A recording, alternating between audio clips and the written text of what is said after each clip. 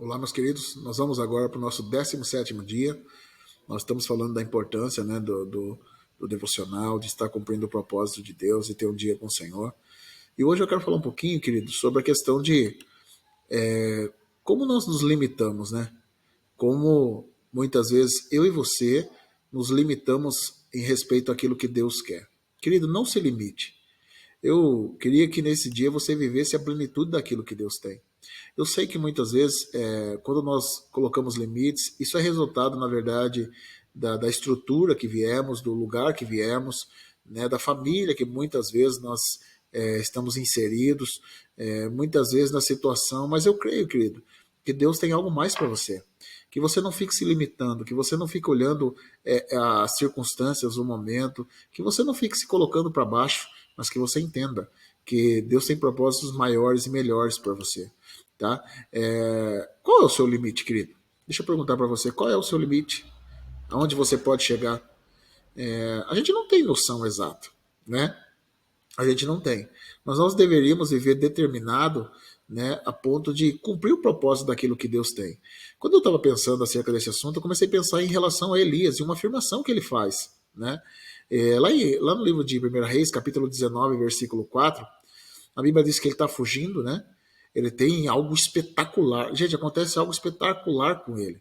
Ele destrói os profetas de Baal, ele destrói, né, toda aquela situação, aquele povo que cocheava em dois pensamentos. Ele teve ali uma situação onde eu chamo da Batalha dos Deuses, onde ele prova que só existe um Deus em Israel. Gente, é algo sobrenatural fantástico. Mas depois ele sai dali. E a Bíblia diz que ele vai para uma caverna para pedir a morte para Deus. Coisa de louco. Como que pode, né? Aí ele usa uma expressão lá no livro de 1 Reis 19:4, ele diz assim, ó: ele, porém, foi ao deserto, ao caminho de um dia, e foi assentar-se debaixo de um zimbro, e pediu para si a morte, e disse: já basta, ó Senhor, toma agora a minha vida, pois não sou melhor do que meus pais. Essa afirmação, não sou melhor do que meus pais, eu fiquei pensando acerca dela. Por quê, gente? Ele está desanimado, e ele está pedindo a morte para Deus, e ele diz: fim da linha, chega, acabou. O meu limite é esse. Cheguei no meu limite. E a justificativa que ele usa é: não sou melhor do que os meus pais. O que ele está dizendo? Gente, ele está dizendo o seguinte: eu cheguei até longe demais. Né? Eu estou numa situação onde eu fui até distante. Eu não sou melhor que meus pais. Eu não vou conseguir ultrapassar aquilo que os meus pais construíram. De fato, que eu não sei quem eram os pais de Elias. Né? Assim, eu não sei o que eles fizeram de tão relevante. Mas é fato, irmão, que muitas vezes, querido, eu estou falando de um profeta Elias, irmão, o homem que desceu, que orou e desceu fogo do céu. Um homem, querido, que realmente orou e ele parou a chuva. Né? Então, assim, ele está se limitando aqui. Ele está olhando para ele dizendo: eu não sou melhor que os meus pais. Né? Ele está dizendo: filho da linha, para mim chega, pode me levar, Deus, para mim já está bom. Querido, é você que determina onde você vai chegar. Não adianta a gente olhar para nós como pessoas, irmãos, que nós não vamos conquistar, não vamos chegar lá. Meu pai foi assim, minha mãe chegou assim, minha família é uma família pequena. Irmão, é você que determina. Sabe, querido, é você que determina. Eu queria dizer para você hoje: pare de ficar olhando as suas limitações. Pare de ficar olhando as coisas que realmente aconteceram na sua vida. Eu tenho uma ilustração que eu gosto bastante, que a ilustração é: a abelha não pode voar. Tá? Esse não pode, você vai entender o porquê. Gente, lá na NASA, eles têm um pôster pendurado com abelhas, onde se lê o seguinte: abelha não pode voar. Por quê? Aerodinamicamente, o corpo de uma abelha, gente, não é feito para voar. Sabe o que é bom, irmão? Que a abelha não sabe disso. Né? Ela não compreende isso. A lei da física diz que uma abelha não pode voar. O princípio aerodinâmico dela diz que a amplitude de suas asas é muito pequena para conservar o seu enorme corpo em um voo. Mas uma abelha não sabe disso. Ela não conhece nada sobre física, nem de lógica, né? Ela não sabe nada do seu corpo, ela não entende isso. Então o que ela faz? Ela voa. Sabe, querida? Ela voa. Ela não conhece, ela não sabe que ela não foi feita para voar. Então ela voa. Isso é o que todos nós podemos fazer, gente. Voar. Isso é o que todos nós podemos fazer.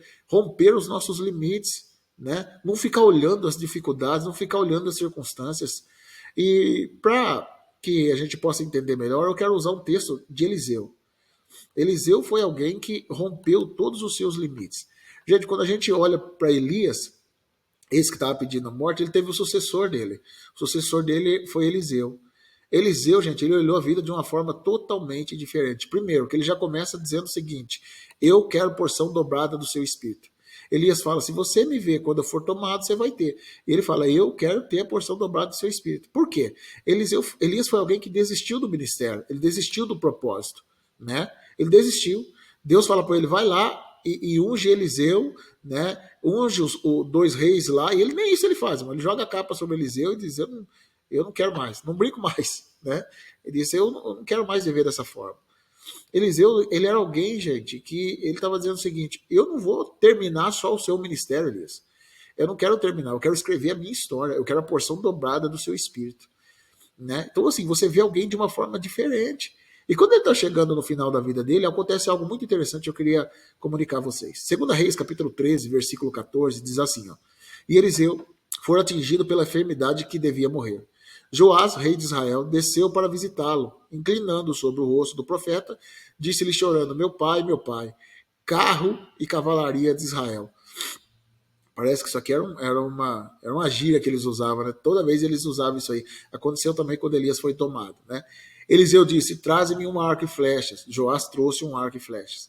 Põe na tua mão o arco. Tendo feito, ele pôs em suas mãos e na mão do rei, dizendo: abre a janela do lado do oriente. Joás abriu. Lança uma flecha, disse Eliseu. Ele lançou.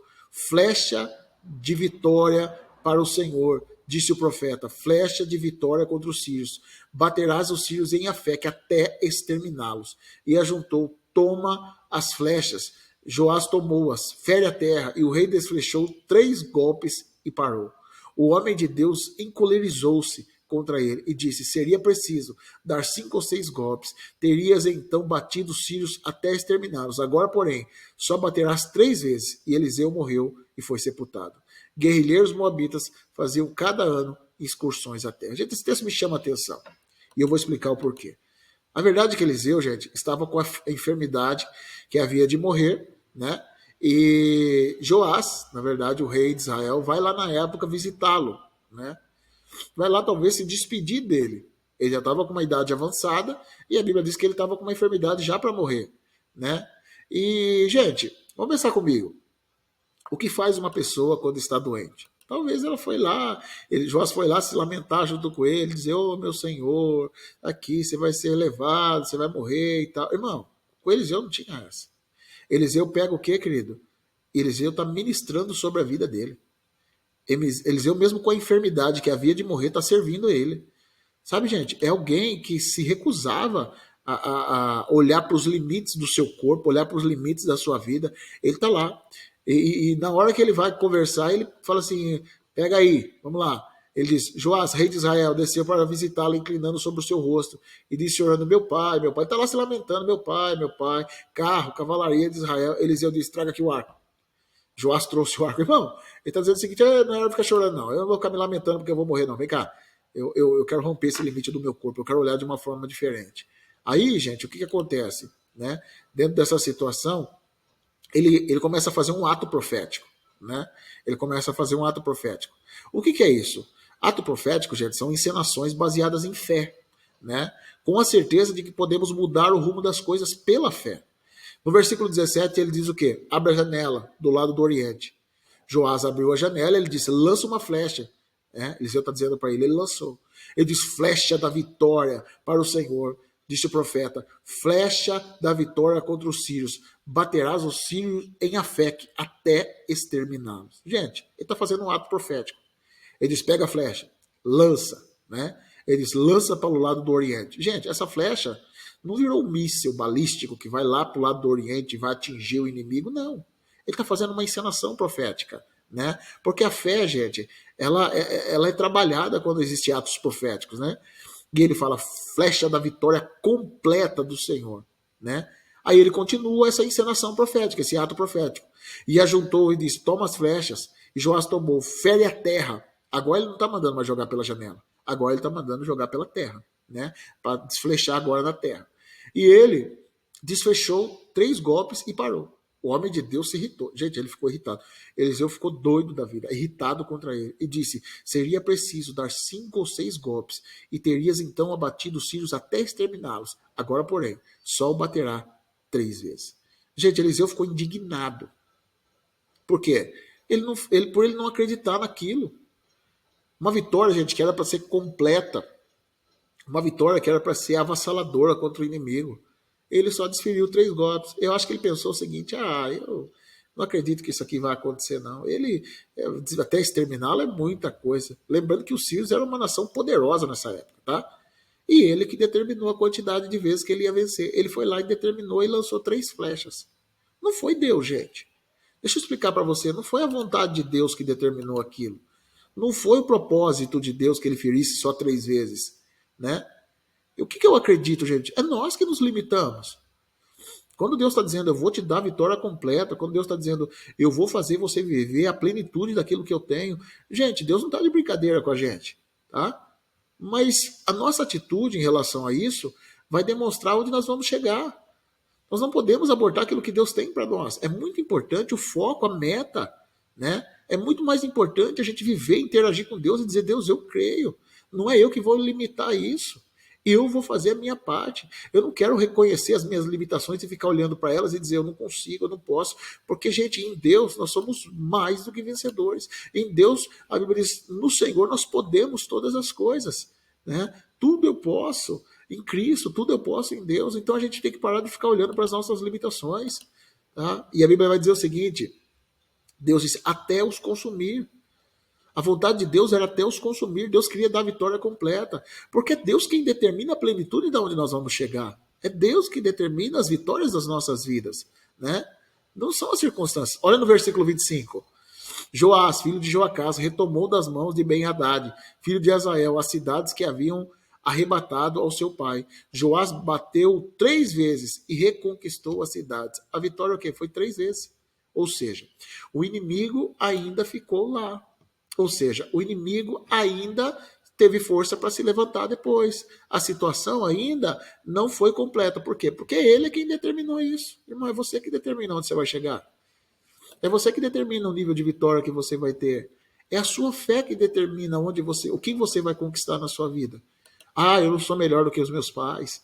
Para mim já tá bom até aqui. Nossa, eu acho até que eu conquistei demais. A vontade de Deus não é essa para você. A vontade de Deus é que você viva a plenitude daquilo que Deus estabeleceu. Existe algo pleno separado para nós, irmãos. E nós precisamos olhar com a mentalidade do quê? Eu posso ser pequeno sim, mas tem um Deus que é grande na minha vida e eu vou conquistar, eu vou romper os meus limites. O limite da abelha, irmão, é muito grande. Ela não foi feita para aquilo. E mesmo assim, ela não sabe. E por não saber o limite dela, ela faz acontecer. Ela faz acontecer. Querido, deixa eu dizer uma coisa para você. Pare de dizer, tá bom, cheguei longe, é aqui mesmo, eu não sou melhor do que os meus pais, minha mãe, minha família, é isso mesmo. Deus tem algo maior. Deus tem algo maior. Elias, gente, foi um grande homem de Deus, mas ele poderia ter chegado mais longe, ele poderia ter acontecido coisas maiores com ele. Então, assim, vamos dizer, Deus tem a plenitude para nós. Deus tem plenitude para as nossas vidas. Jesus diz o quê? O reino de Deus é tomado à força. E os violentos se apoderam dele. Irmão, ele não está falando de salvação, querido. Salvação não tem nada de força. A Bíblia diz que a salvação é pela graça, por meio da fé. Não vem de obras para que ninguém se glorie. Porque ele está falando de conquistar a plenitude. De viver a plenitude daquilo que Deus tem. Para de ficar olhando suas limitações. Eu não posso. Eu não consigo fazer a obra de Deus. Eu tenho medo, eu tenho vergonha, eu tenho fraqueza, eu tenho dificuldade. Não é para mim isso aqui. É para você sim, meu irmão. É para você, minha irmã. Deus chamou você para coisas maiores. Deus chamou para você para vitória completa. Deus chamou você para viver coisas maiores. Então para de ficar olhando suas limitações. Para de ficar olhando as suas dificuldades. Para de ficar olhando. Irmão, Deus está olhando para você de uma forma diferente. Ele quer fazer você vencer, romper. Então assim, creia. Creia, vou para cima, vou viver o que Deus tem. Nada vai mais me limitar. Eu não vou ficar olhando mais as circunstâncias. Eu não vou ficar olhando mais as dificuldades. Eu não vou ficar olhando mais as crises. Eu vou chegar lá. Deus tem coisas maiores para você. Você foi chamado para fazer a diferença nessa geração. Amém? Que Deus abençoe. Eu quero orar para você, em nome de Jesus. Eu quero estar orando junto com você. Pai, em nome de Jesus. Nós clamamos nesse momento, Senhor. Pedimos, Deus, que o Senhor venha visitar a vida de cada pessoa, Deus, aonde chegou essa palavra. Deus, é nós que nos limitamos. Muitas vezes, Deus, nós olhamos para nós, Senhor, como derrotados. Muitas vezes nós estamos olhando para nós, Senhor, como fracassados. E não é a sua vontade. A Bíblia diz que o Senhor depositou para nós todas as bênçãos nas regiões celestiais. Nós cremos nisso. Deus, em nome de Jesus Cristo, nós não vamos ficar olhando as nossas dificuldades, nós vamos chegar no objetivo. Nós vamos chegar naquilo que o Senhor determinou para nós. Deus, em nome de Jesus Cristo, Deus, nós queremos, meu Pai, cooperar, contribuir, Senhor, aquilo que é o teu propósito nessa terra. Fala conosco, Senhor. Tira do lugar que limita a nossa visão, Senhor. Nos tira do lugar, Senhor, onde nós estamos enxergando as dificuldades e nos leva, Senhor, no lugar da vitória, da bênção. Em nome de Jesus, nós queremos vencer, Senhor, até chegar à plenitude. Nós queremos viver a plenitude daquilo que o Senhor tem. Deus, não viver limitado, meu Pai. Não viver com crenças limitantes, Senhor, mas estar no centro da Tua vontade. Espírito Santo de Deus, nós não fomos chamados para viver o possível. No Senhor nós podemos o impossível. No Senhor, meu Pai, nós podemos romper. Senhor, em nome de Jesus, nós cremos. Deus abençoe você, meu irmão. Entenda isso, querido. Você foi posto para colocar e viver coisas maiores e melhores. Você é herdeiro de Deus, co-herdeiro em Cristo. Você foi chamado. Para de ficar olhando as circunstâncias. Para de ficar olhando as suas fraquezas e as suas dificuldades. Lembra, a abelha, ela não foi feita para voar. O corpo dela, a aerodinâmica dela não foi feita para isso, mas ela não sabe. Então ela não fica olhando os limites. Que Deus abençoe você, em nome de Jesus.